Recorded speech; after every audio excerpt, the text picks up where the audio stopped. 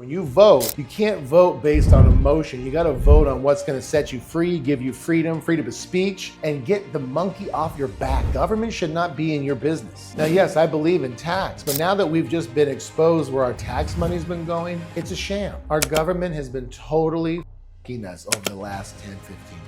What you need to do is the people that are here to protect you are the Republicans to reduce your taxes. You still got to follow the law. We're going to talk about that next. But just understand, if you want what you came to this country for, and your ancestors came to this country, they didn't stay in their homeland because it was better there. They came here because of the promise of the future. The future is gone if you don't protect freedom of speech and the opportunity to have free enterprise. It's over. No growth, no chance to grow and invent things. It's just going to be dead. That's not freedom.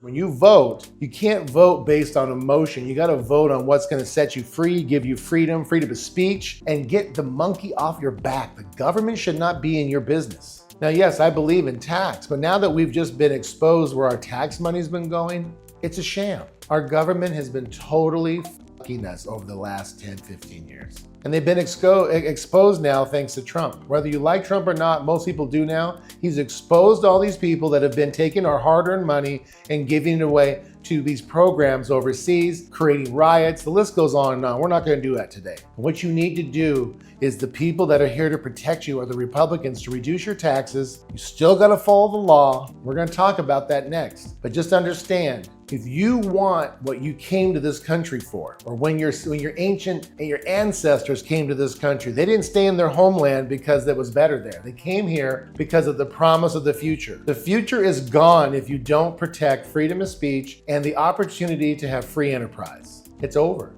We're going to become lame ducks like Europe and lame ducks like South America and lame ducks like Central America. No growth, no chance to grow and invent things. It's just going to be dead. And we're all going to sit here and suck on the government's ding dong. That's not freedom. So when you have a business, understand you need the most amount of money possible to put back into advertising.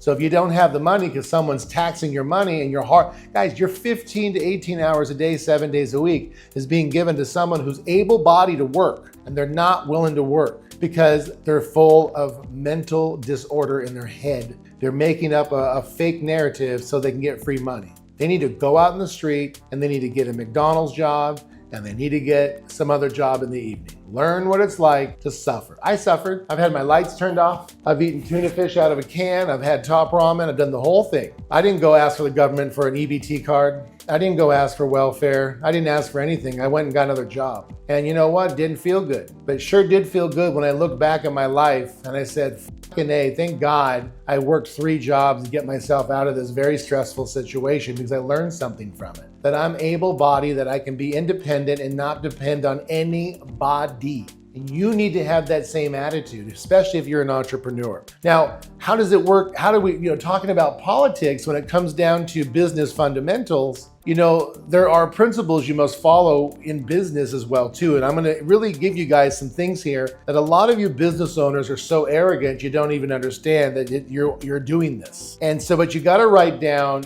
business fundamentals. And that's giving refunds to your customers when asked and keeping your chargebacks below 1%. When I first started in the education business, chargebacks were allowed to go to 3%, which means 3% of your entire transactions the customer just says, oh, I didn't do this, even though they did, they're lying. I didn't do this, and they get an automatic refund from the bank. Now it's down to 1%. And if you trend above 1% for 3 months, your merchant account gets taken down. And in business today, it's harder than ever to get a merchant account. Yes, you can go to Stripe and then WAP and then a traditional merchant account, but your social number and your LLC and your EIN is all being floating around in one centralized computer. How do I know? I own a merchant processing company. And I can go when I'm putting an app in, I can tell, hey, you've put an app in 5 other banks. Oh, how did you know that? Because there's a centralized computer out there system that allows you to see where all these apps are being submitted to. So you got to be very careful. You can't say, oh,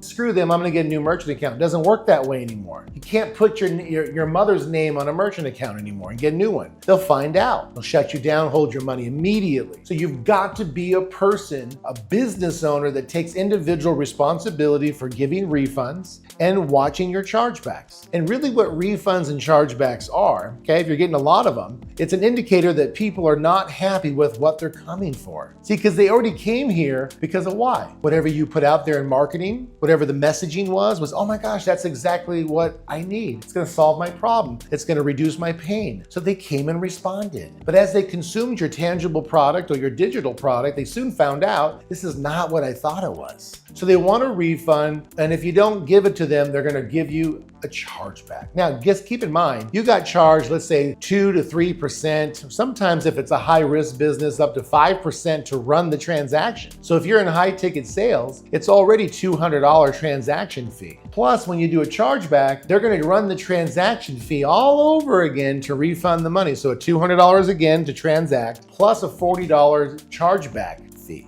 plus the refunded amount. Now, if you just would have handled your help desk and talked to the person, they wouldn't have done a chargeback and you wouldn't have had to do all those extra charges on top of the refund. But what happens with business owners is they go, oh, we're not going to refund the money. Screw them. They don't say that to the person, but behind the doors, that's what they're saying. I've seen it. And I always stop people and say, time out. Do you want to be in business for a long period of time? Yes, I do. If you don't give refunds, it's a matter of time before the complaints get so large at the BBB, which is not ran by the government, but they'll eventually take their 150 complaints and send it to the FTC. And then they'll start to open an investigation on you if it's severe. And I've watched numerous people not give refunds, say, F you, you signed a contract, you signed the terms and conditions, and it was about a year and a half later, here came the feds. When the feds come, all your money is seized and everything that you made has to go back, and you've got legal fees and they're holding your money, so you gotta maybe have a public defender. Just give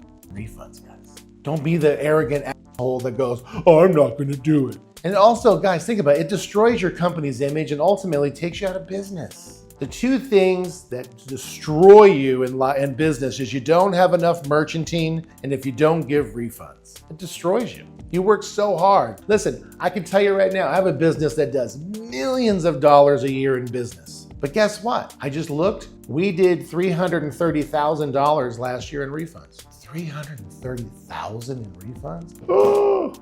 Now, the person I work with was like, I'm not giving $1 back. I said, I'm not going to work here then.